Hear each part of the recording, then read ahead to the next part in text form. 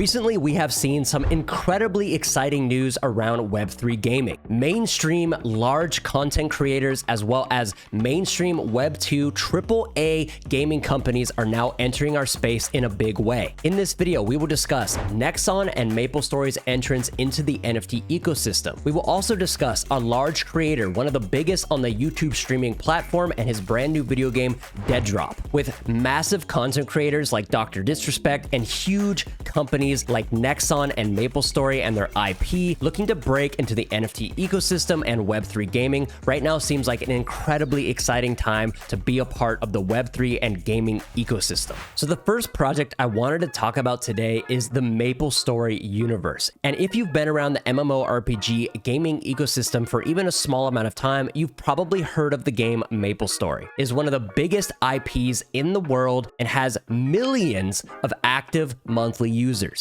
So I wanted to show you guys some stats around Maplestory and their current IP. What we've seen is they're ranked 22 out of 138 MMORPGs. Total players around 6 million. Maplestory is estimated to have 5.7 million total players or subscribers, with daily players averaging from anywhere from 200 to 300,000 daily players. So those are huge numbers and would absolutely be a 10x, 100x multiplier as to how many people are in the NFT and Web3 ecosystem at the moment. Maplestory Universe is going to look to leverage their giant IP of Maplestory and put the entirety of blockchain and NFT integration behind it. They have very recently released a brand new 22-minute video of a breakdown of the different phases and different sections of how this is going to work. Would highly recommend taking 22 minutes out of your day to watch this full video in its entirety. Regardless, we're going to watch a small clip that I think is very important, and I'll discuss my thoughts afterwards.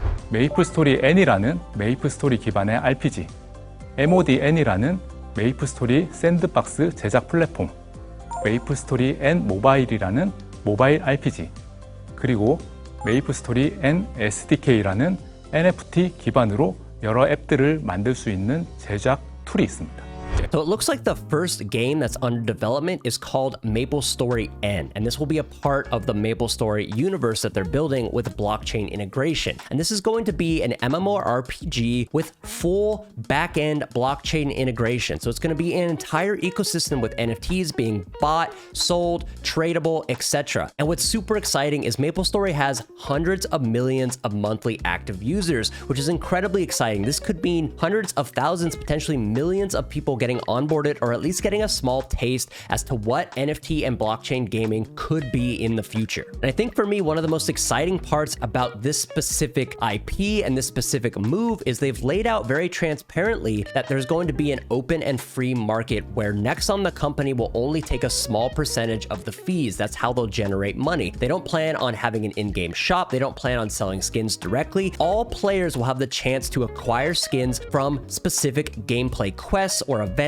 etc. So the NFTs and tokens that you'll be able to buy, sell, trade, etc. will only be able to be acquired from in-game events, quests, etc. So gameplay only. And to me, that is an incredibly smart move and is how most NFT blockchain game experiences should work. So the more I watch this video and the more I listen to this presenter, he really seems to understand the entire value proposition behind NFTs and gaming. The fact that digital ownership is so important, and when it comes to games like Valorant or different games where you can buy skins through a shop, as a gamer, you're paying that money to flex, have a cool cosmetic, enjoy your journey a little bit more because you look a little bit more badass. Whatever it is, the entire point is once you put your money in, it's gone. Your skin is not buyable, tradable, sellable by anybody. But when you put a token or an NFT behind it, it allows it to be tradable on an open market, and that's when the value really starts to shine. Players can start to own their own digital assets in game, watch them appreciate, depreciate, etc., etc. And it's going to make these sort of blockchain game experiences, especially with large IPs like Maplestory, a very exciting game to be a part of, as well as watch on gaming platforms like Twitch and YouTube, etc. So for me personally, removing the cash shop and just allowing players to be able to acquire skins and tokens and items from killing monsters and completing quests and participating in in-game events is such a smart move and is absolutely going to be, I think, one of the biggest catalysts as to why the Maple Maplestory blockchain experience will be successful. But remember, they plan on making 4 separate branches to the Maplestory universe, and the second one is going to be called Mod N. We'll watch a clip and have him break down what it exactly is, but to me, this is once again one of the smartest things they could have done, where they put some of the development and some of the creativity and building into the players' hands, into the community's hands.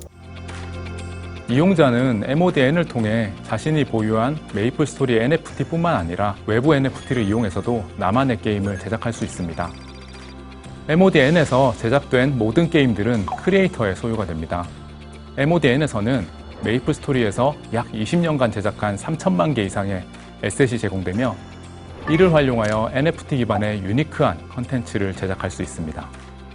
그리고 자신이 만든 게임의 인기에 따른 So I really don't want to understate how cool and important I think this specific element of the universe is going to be for players. Giving players access to tools and resources to build and be creative in their own universe is going to be an absolute blessing for the entire ecosystem. We've seen that time and time again when it comes to certain games. The modding community goes absolutely wild and builds some of the coolest stuff that the developers probably couldn't even think of. They also go on to talk about the Maplestory MMORPG mobile aspect of the universe, and that is once again going to be very important. We won't touch on that too much in this video because I think it's a little bit redundant, but regardless, we know mobile games are incredibly popular, and we know mobile games could potentially capture a much wider net and a much wider audience. So I think this is once again a very smart move from Nexon and the Maplestory IP, and will absolutely bring in more people into the ecosystem overall, which I think will be beneficial for everybody. And so the fourth part of the Maplestory universe, and I'm sure there's going to be more, but this is what they've outlined so far, is the SDKN. And once again, I believe the entire point of this, of the Mod N and the SDKN elements of the entire ecosystem, is to give resources, tools, and power back to the community, back to the holders,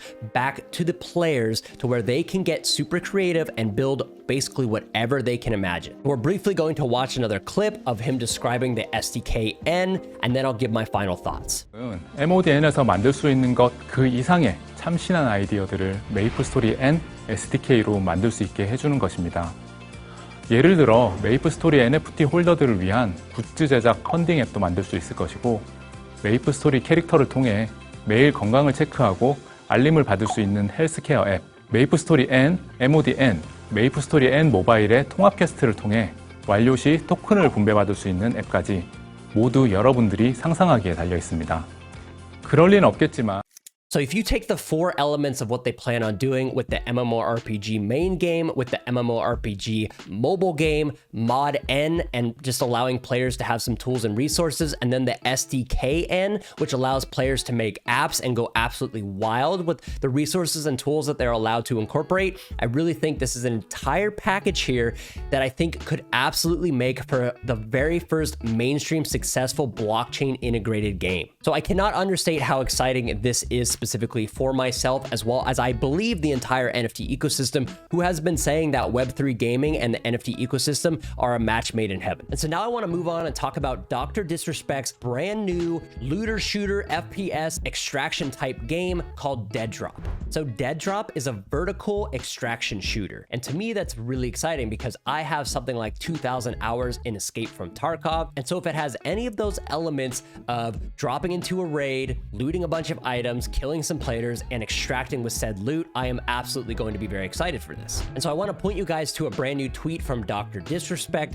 a big week ahead of us at Midnight Society, a year in development on the biggest AAA game of the decade, Dead Drop. Our newest build, Snapshot 5, is launching this Friday. So I'm 100% going to be on the lookout for this specific snapshot, and I believe the snapshots are basically just 3-month increment dev cycles. So every 3 months, they push out a brand new update, whether that's, visuals or gameplay or added features, etc., etc. What I really like about Dead Drop and the way Dr. Disrespect is going about building this game is they're building it in the open, right? So they've shown very alpha and very, very beta gameplay where there's not even textures on the walls and stuff, which to me is really cool because I like seeing that sort of dev cycle, and I very much like seeing the game get built step by step. This will also allow players to have input and give opinions to the dev team so they can make make adjustments along the way. Right now, we're taking a look at some very alpha gameplay of Dead Drop. And as you can see, it's going to be a first-person shooter, and it's going to be vertical. And all that means is the maps are going to have a lot of verticality to it. So maybe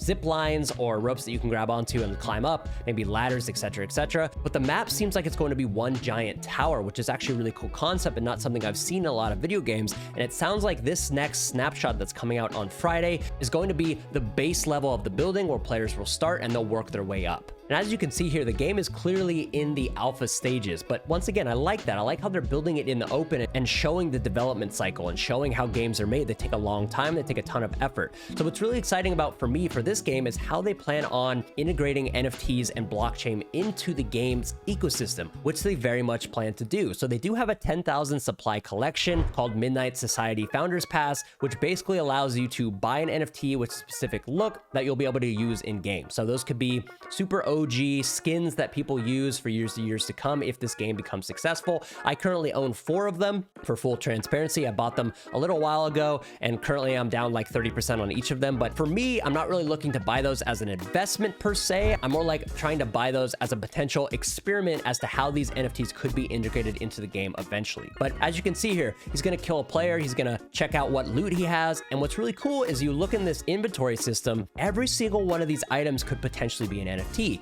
if that's the route they plan on taking, or maybe the NFTs that they integrate are more so just skins, which could be interesting. But he did make a tweet about imagine extracting with $100,000 and how exciting that would be to watch on live streams, etc. And to me, I completely understand that argument. That would be incredibly exciting, especially for the streamer who's playing. That's a ton of money on the line. So maybe that means that certain guns will be NFT skins, or maybe that means that certain items will be NFT skins, and as well as cosmetics. So what'll be a little bit of both. And so the biggest argument I've seen against a potential extraction shooter that incorporates NFTs and the money value behind those said items in game is cheaters, and that cheaters would basically ruin the whole game, and the NFTs would have no value because the cheaters is going to swoop up all the rare items and take all the money and sell them for profit. And I think people have to understand that the fight versus cheaters is an ongoing issue for every video game, and games like Valorant that use the AntiCheat Vanguard have done a great job at eliminating cheaters. And the only reason they've done this is because their AntiCheat actually runs on your PC, and it has to be active and running at the time of you playing the video game. So when Valorant first released and the beta came out, a lot of people were super skeptical and upset at Riot for having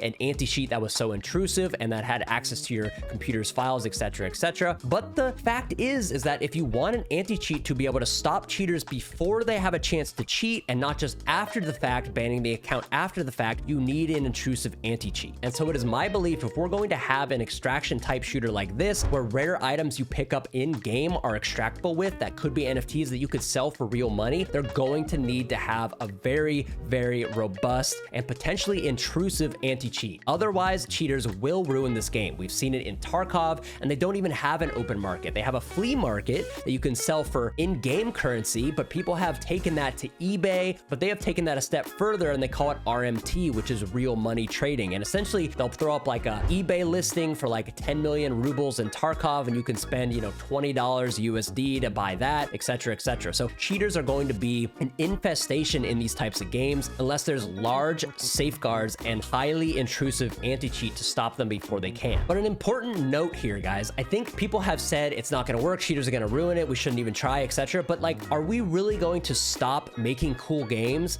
trying new stuff, incorporating blockchain and Web3 into video games just because people want to break the law and break the TOS and cheat in video games? No, let's just do cool stuff while also making sure we have good anti-cheats and safeguards in place to combat the cheaters. We shouldn't just stop and give up altogether because we know people are going to cheat. We should actively fight against them while continuously building cool shit. So to me, guys, Web3, NFTs, gaming are a match made in heaven and are going to be a large part of gamers' lives in the next, 2, 3, 4, 5 years. I think right now is a crazy exciting time to be a part of this ecosystem, as we've seen with now Maplestory and Nexon, and big streamers like Dr. Disrespect going against the grain and calling people dummies on Twitter for calling his NFT potential game a scam. And I really hope that, Dead Drop and the Maplestory IP universe really succeed, because I think that is going to be huge reasons and huge catalysts for NFT and Web3 gaming overall. Quick reminder, guys, I have a private Discord with 3 spots available at the moment. So if you're looking to join, you can sign up in the description below. below. We talk about NFT gaming, we talk about different NFTs, buying, selling, we have crypto trading bots, bunch of whitelists, etc. If you're looking to get involved with a very small group of experienced investors, you can check out the link in the description below. I hope you guys enjoyed this video. I want to start making more Web3 gaming content on this video. I even want to start streaming on Twitch again because gaming is something I'm incredibly passionate about and do all the time. I'm playing a lot of Overwatch and Valorant, Escape from Tarkov, etc. So I hope you guys are excited for more Web3 gaming content on this channel, and I hope you guys enjoyed this video. Make sure to hit the like button, subscribe, share this video around, and I'll see you guys in the very next one. Peace.